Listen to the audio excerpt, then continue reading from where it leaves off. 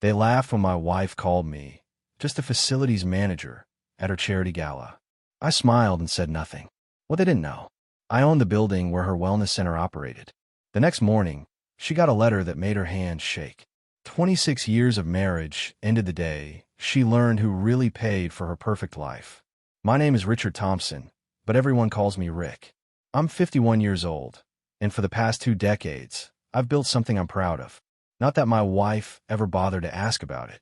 To Trish, I was just the guy who paid the bills and showed up when she needed a +1 for her charity events. The Riverside Wellness Foundation Gala was held at the Grandview Hotel, one of those renovated historic buildings downtown with crystal chandeliers and marble floors that echo when you walk. Trish had been planning her outfit for weeks. A navy cocktail dress, pearl earrings, the works. She was on the board, or at least she told people she was.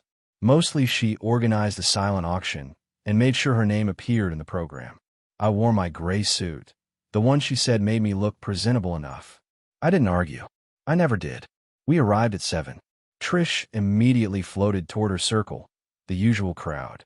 Wealthy women with designer handbags and husbands who talked loudly about golf handicaps and stock portfolios. I grabbed a glass of red wine from a passing server and stood near the auction tables, examining a weekend getaway package to Napa that nobody would bid on. Trish, darling.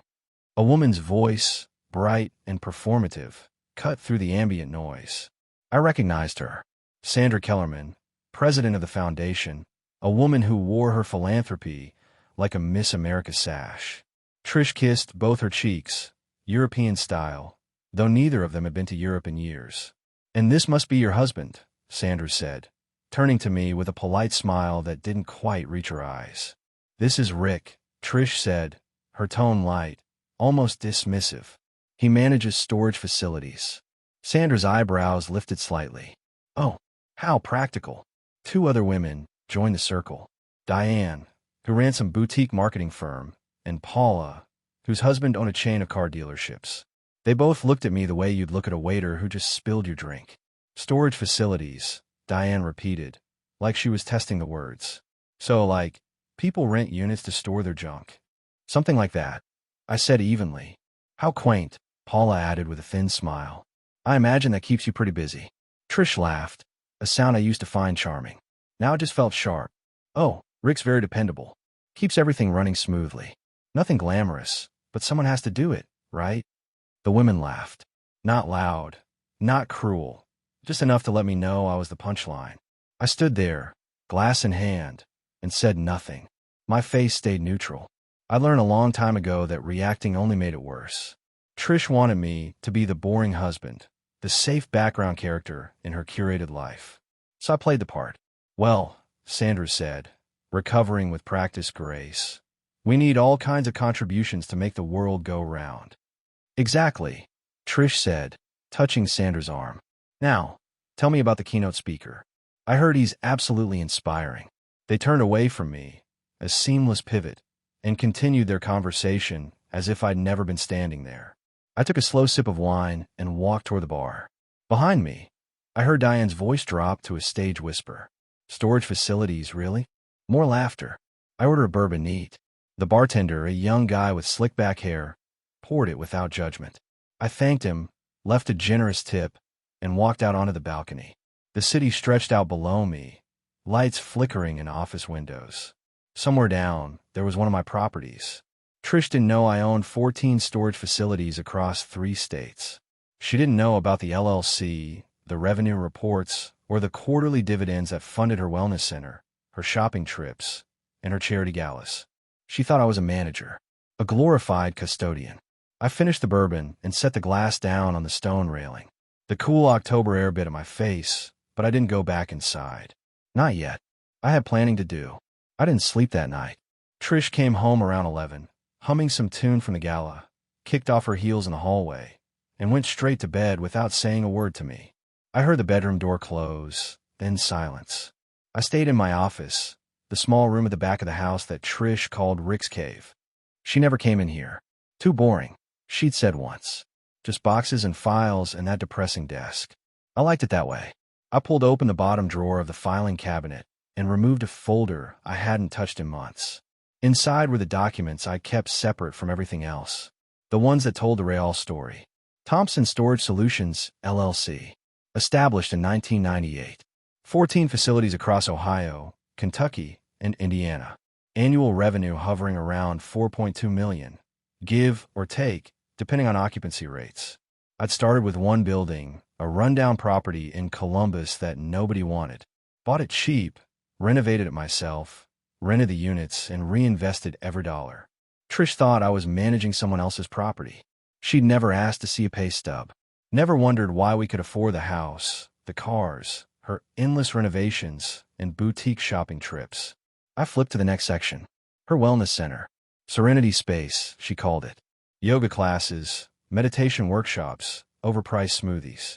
It occupied a 1,200 square foot unit in one of my facilities on the east side. She paid rent every month, or at least she thought she did. The payments came out of her joint account, which I funded. Essentially, she was paying herself with my money. The lease was in her business name, but I was listed as the guarantor. She needed that to get approved. My signature made it possible. I found the clause I was looking for. Section 8. Termination rights. The landlord reserves the right to terminate this lease with 30 days' notice in the event of conduct detrimental to the property's reputation or violation of community standards. I read it twice, then pulled out my phone and opened the video Diane had posted on social media from the gala. She tagged Trish. The clip was only 15 seconds, but it was enough. Trish, laughing with her wine glass tilted, saying, "Rick's very dependable. Keeps everything running smoothly. Nothing glamorous, but someone has to do it, right?" The comments below were predictable. "Glad you've got a steady guy. At least he shows up." Laughing emojis. Trish had liked 2 of them. I set the phone down and stared at the lease. 30 days notice. I opened my laptop and drafted an email to my property manager, Alan. Subject line: lease review required. I didn't send it yet. Just saved it in drafts. Then I opened a second folder. This one contained financial statements, tax returns, and a list of shared assets. The house was in both our names, but I'd paid the down payment and every mortgage check since. The cars, same story. Her credit card were linked to accounts I controlled. Brandon, our son, was finishing his senior year at Ohio State, studying pre-law. Emily, our daughter, was a sophomore at Miami University, undecided on her major, but leaning toward communications. I'd set up education trusts for both of them years ago. Trish didn't know about those either.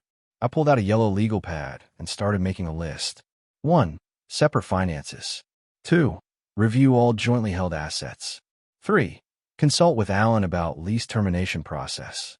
4. Contact attorney. I paused on number 4. I knew a guy, Frank Bowen, 68, retired but still sharp. He'd handled my uncle's estate years back. Tough, no nonsense, the kind of lawyer who didn't waste time on feelings. I added his name to the list. Outside, a car door slammed.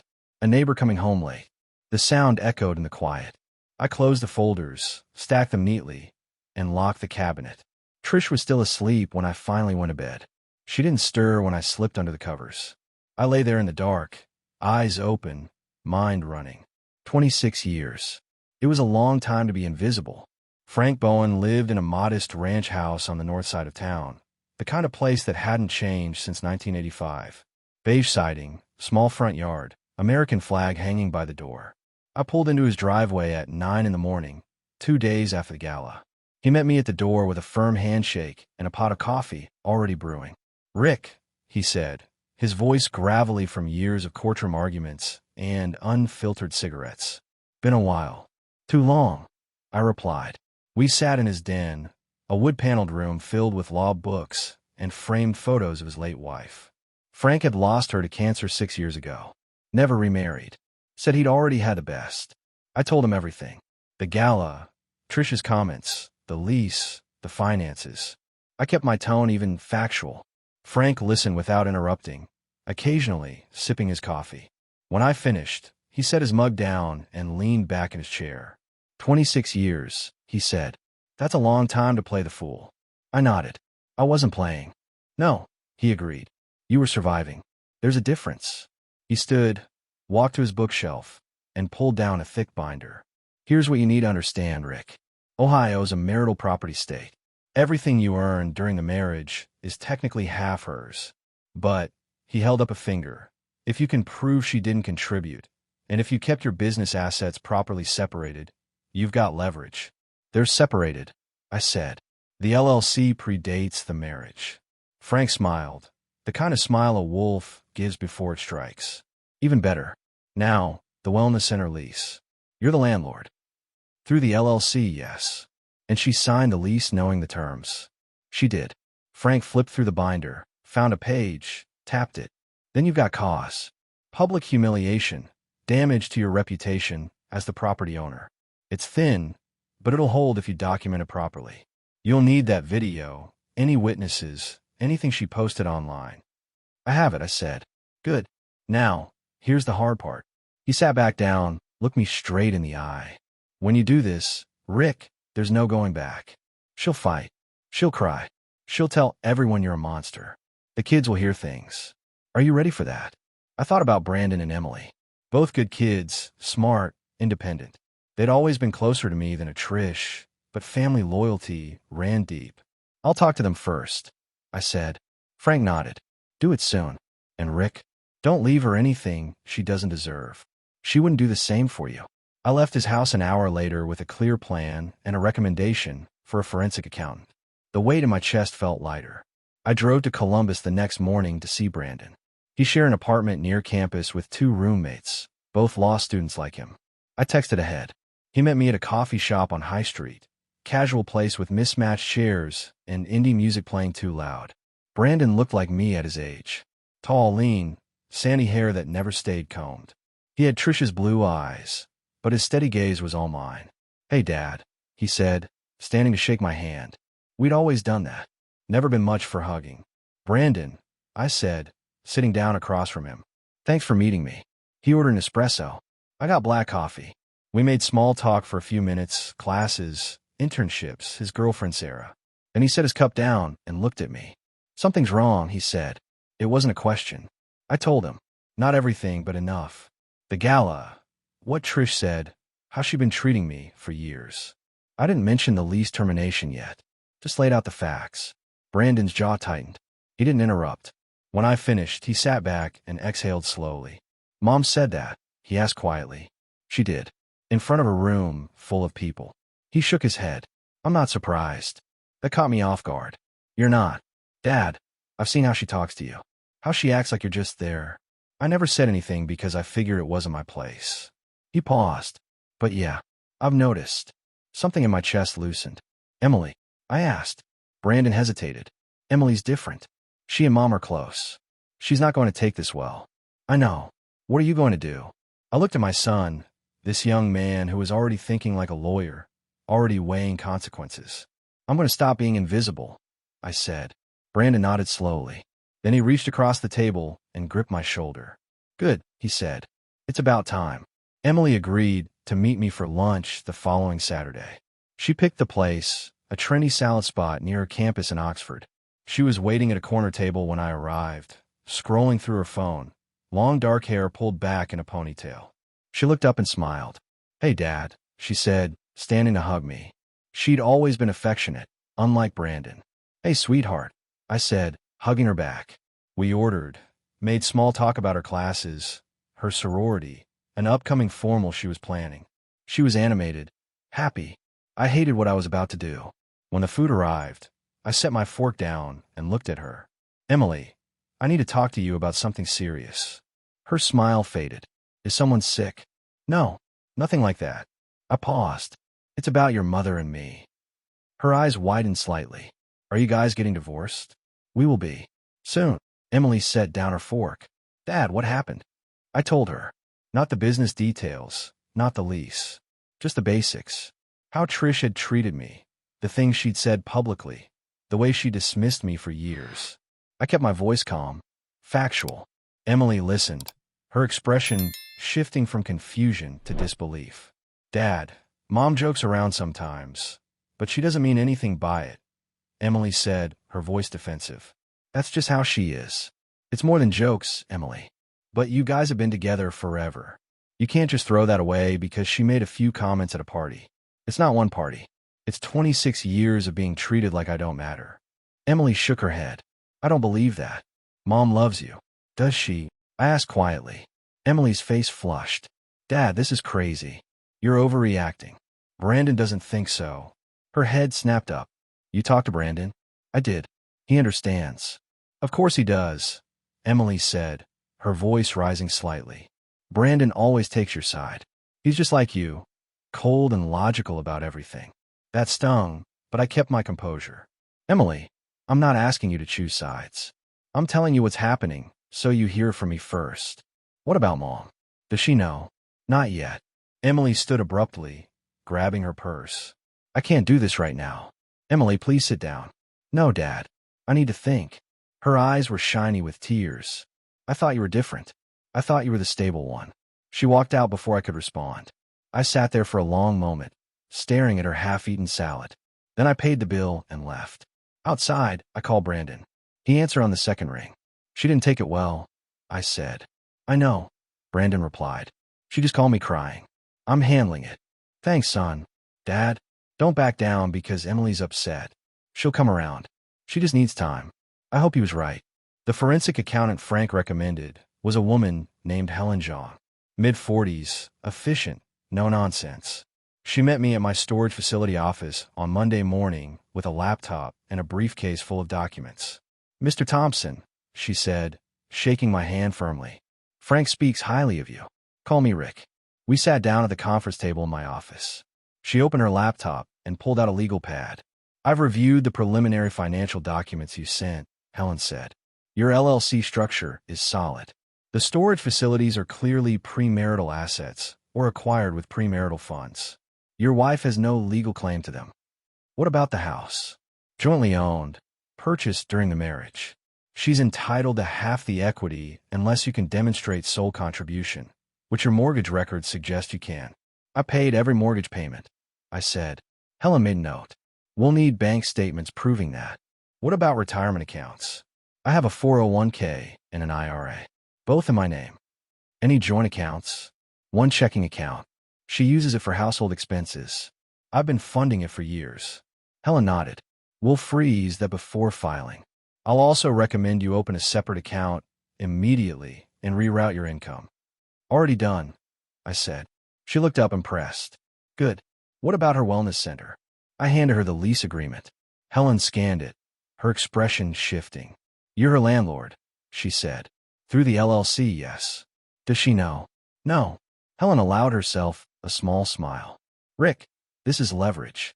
If you terminate her lease, she loses her business location. That's significant. I plan to terminate it this week. Do it carefully, Helen said. Document everything. Make sure the termination notice cites specific lease violations.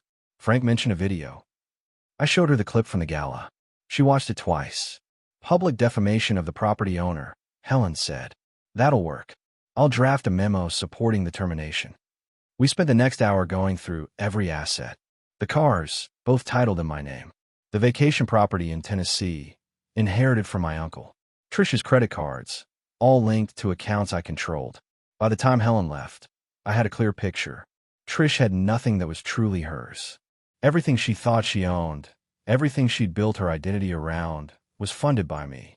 It was time she learned that. Tuesday morning arrived cold and gray. I'd barely slept, but my mind was clear. I drove to my main storage facility on the east side at 7:30, an hour before Trish usually opened Serenity Space. My property manager, Alan, was already there, waiting in the lobby with the envelope. You sure about this, Rick? Alan asked. He was a good guy, mid-30s, worked for me for 8 years. He knew Trish, had processed her rent checks every month. I'm sure, I said. He handed me the envelope. Inside was the lease termination notice, printed on official Thompson Storage Solutions letterhead, notarized and dated. 60 days notice, citing Section 8, conduct detrimental to property reputation. Attached was a printed screenshot of the Gala video and a formal statement from Helen Zhang outlining breach of trust. She's going to lose it, Alan said. I know. At 9:15, Trish's silver Lexus pulled into the parking lot. I watched from Alan's office window as she got out, carrying her yoga mat bag and a smoothie. She looked relaxed, unhurried. She had a class starting at 10. She walked into the building, heels clicking on the tile floor. I heard her greet someone in the hallway, laugh at something. Then she approached the front desk where our receptionist, Carla, was waiting. I'd briefed Carla the night before, told her what to do, what to say. She was nervous, but professional. From the window, I couldn't hear the words, but I saw the exchange. Trish smiled at Carla, said something cheerful. Carla smiled back politely, then reached under the desk and pulled out the envelope. Trish's smile faltered. She looked at the envelope, confused. Her name was printed across the front in bold letters. She took it, turned it over in her hands, said something to Carla. Carla responded with a small shake of her head, gesturing toward the envelope. Trish opened it. I watched her face change. Confusion, then comprehension, then disbelief. She pulled out the termination notice, scanned the first page. Her hand started to shake. The smoothie slipped from her other hand and hit the floor, the lid popping off, green liquid spreading across the tile. She didn't notice. Her eyes moved down the page, reading faster now. Then she looked up at Carla, said something sharp. Carla kept her expression neutral, pointed to a paragraph in the letter. Trish read it again. Her face went pale. Then she looked around the lobby, frantic, like she was trying to find someone. Her gaze landed on the directory board near the elevator. Thompson Storage Solutions, LLC. 5th floor. She started toward the elevator. Alan looked at me. Should I stop her? No, I said. Let her come. Trish jabbed the elevator button repeatedly. When the doors opened, she stepped inside. I watched the floor indicator climb. 3, 4, 5. The elevator doors opened on my floor. I was standing in the hallway, arms crossed, waiting. Trish stepped out, the letter clutched in her hand. Her eyes were wide, mascara already smudging at the corners. Rick, she said, her voice trembling. What is this? Exactly what it says, I replied calmly. You're my landlord? I am. She stared at me like I'd grown a second head. You've been my landlord this whole time. Yes. And you're evicting me? Terminating your lease. There's a difference. Her face twisted. Rick, this is insane. You can't do this. I can. And I am. She stepped closer, desperation creeping into her voice. Why? Because of what I said at the gala. Rick, I was joking. You know I didn't mean it. You meant every word, I said quietly. And you've meant it for years. Trish's hands started shaking harder. Rick, please. The wellness center is everything to me. You can't just take it away. You took my dignity away, I said. For 26 years. Consider us even. Her face flushed red. You're doing this to hurt me. No, I said. I'm doing this because you never respected me enough to ask who I really was. She opened her mouth to respond, but nothing came out. I turned and walked back into my office, closing the door behind me. Through the frosted glass, I saw her standing there, motionless, the letter dangling from her hand. Then she turned and walked back to the elevator. I sat down at my desk and exhaled slowly. It was done. That evening, Brandon called me. He'd heard from Emily, who'd heard from Trish. The story was already spiraling. Dad, Mom's telling everyone you blindsided her, Brandon said. She's saying you're being cruel, that you're trying to destroy her business out of spite. What do you think? I asked. Brandon paused. I think she had it coming. But Emily's a mess. She's taking Mom's side hard. I expected that. Dad, there's something else. Brandon's tone shifted, more serious. I found some things. About Mom. What kind of things? Financial stuff. I was helping Emily sort through some old family documents for a school project last year. I saw credit card statements, receipts. Mom spent over $15,000 at some resort in Arizona 2 years ago. Said it was a wellness retreat for the business. I leaned forward, and I looked it up. The resort doesn't do wellness retreats. It's a luxury couples spa, and I found a receipt for 2 people. My chest tightened. Did you tell Emily? Not yet. I wanted to tell you first. Send me everything you found. Already did. Check your email. I opened my laptop. Brandon's email was there, with attachments. Receipts, credit card statements, booking confirmations. All in Trish's name. All for 2 guests. One receipt showed a couple's massage package. Another showed a private dinner for 2 at the resort restaurant. The dates matched a weekend Trish told me she was attending a yoga instructor certification course. Brandon, I said slowly. Thank you. Dad, I'm sorry. I should have told you sooner. You were protecting your mother. I understand. I'm not protecting her anymore, Brandon said firmly. She lied to all of us. And she's still lying. That night, I forwarded everything to Helen Zhang and Frank Bowen. Helen responded within an hour. This is significant. Possible misuse of joint funds. We can use this to argue for unequal asset division. Frank's response was shorter. She's been playing you for years, Rick. Time to finish this. I sat back in my chair and stared at the documents on my screen. Trish hadn't just disrespected me. She betrayed me. Probably more than once. And now I had proof. The fallout came fast.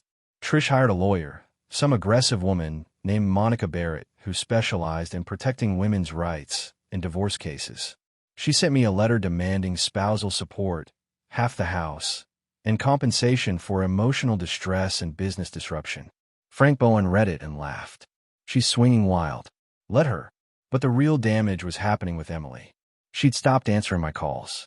Brandon told me she'd moved back home temporarily to be with Trish, who is now living in a small rental apartment near her closed wellness center. She thinks you're destroying Mom's life, Brandon said over the phone. I try to show her the Arizona receipts, but she won't look at them. She says you probably faked them. Did you tell her about Derek Ashford? I asked. I tried. She doesn't believe Mom would do that. 2 weeks after serving the papers, I got a call from my younger brother, Tommy. He'd heard about the divorce through family channels and wanted to meet. We met at a bar downtown, the kind of place with dim lighting and sports on every screen. Tommy was 2 years younger than me, built like he still lifted weights every day, which he did.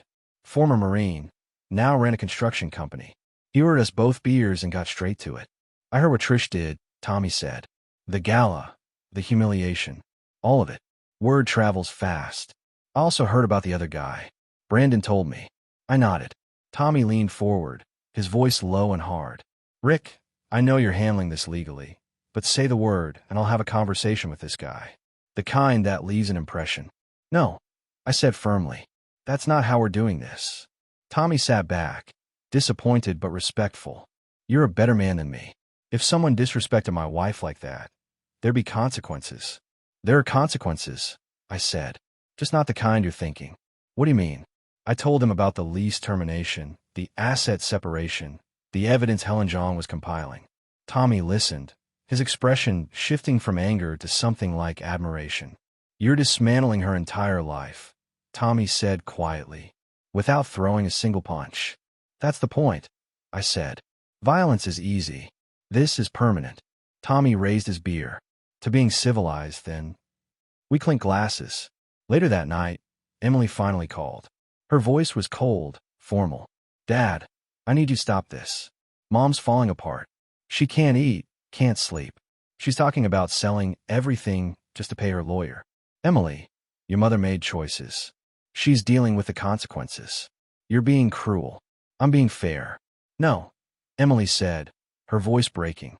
You're being vindictive. This isn't the dad I know. Maybe you didn't know me as well as you thought, I said gently. She hung up. Brandon called 5 minutes later. I heard. She's really struggling with this, Dad. I know. Do you want me to try again? No. She needs to see the truth herself. It can't come from us. And then, 3 days later, Emily found it. Brandon told me she'd gone to Trish's apartment to help pack some things from the old wellness center. In a box of old papers, Emily found a receipt from the Arizona resort. 2 guests. Couple's package. She confronted Trish. Trish tried to explain it away, said it was a business contact, a potential investor. Emily called Brandon, sobbing, demanding to know if there was more. Brandon showed her everything. The credit card statements, the receipts from Arizona, the timeline that didn't add up. Emily didn't call me. But 3 days later, she sent a text. I'm sorry, Dad. I should have listened. Can we talk? I called her immediately. We talked for an hour. She cried. I didn't say I told you so. I just listened. I feel so stupid, Emily said. I defended her. I called you cruel. You were defending your mother. There's no shame in that. But she lied to all of us. For years. Yes, I said quietly. She did. What happens now? Now you focus on school. Let me handle the rest. Okay, Dad. Emily. Yeah. I love you. That never changes. She was quiet for a moment. I love you too. The divorce finalized 4 months later. Trish got the car she was driving, a small settlement for transitional expenses, and nothing else. The house stayed mine. The storage facilities stayed mine. She had no claim to any of it. Her lawyer tried to argue for spousal support based on the length of the marriage, but Helen Zhang presented the evidence of Trisha's extramarital spending, the misuse of joint funds, and her public defamation. The judge wasn't sympathetic. Trish moved to Florida 2 months after the divorce. Emily told me she was living with an aunt, trying to start fresh. I didn't ask for details. I didn't care. Brandon graduated from law school that spring. I was there in the front row with Emily beside me. He gave a speech at the reception, thanked his family, looked straight at me, and said, "Especially my dad, who taught me that integrity isn't about never falling. It's about standing back up when someone tries to knock you down." The room applauded. I felt something break loose in my chest. Emily transferred to Ohio State to be closer to home. She changed her major to business administration. Said she wanted to understand what I did, how I built things. We had lunch every other week. Slowly, we rebuilt what Trisha tried to destroy. One Saturday, 6 months after the divorce, I took Brandon and Emily to the main storage facility. I showed them the operation, the books, the expansion plans. They asked questions. Good ones. "Dad," Brandon said as we stood in my office, looking out over the facility floor, "why didn't you ever tell us about this?